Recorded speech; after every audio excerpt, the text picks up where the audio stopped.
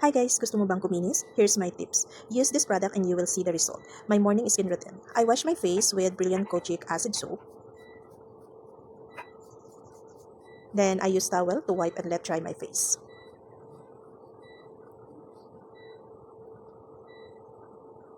This is the cotton I use to apply toner on my face. And ito po ay twice a day ko po siya ginagamit. You can use this for day and night.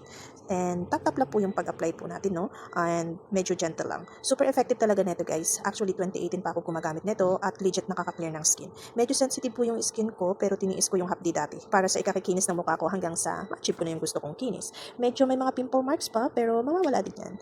Then I use Brilliant Rejuvenating Sunscreen. Then rub the sunscreen thoroughly into your skin. Nakakatulong ito to protect your skin from the init of the weather. Alam nyo na guys, sobrang init ng panahon ngayon. At bago tayo lumabas ng bahay, apply po natin itong sunscreen.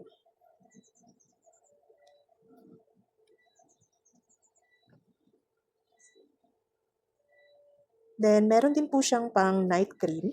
So, ginagamit ko po ito every night bago po ako matulog. So, one set na po siya. And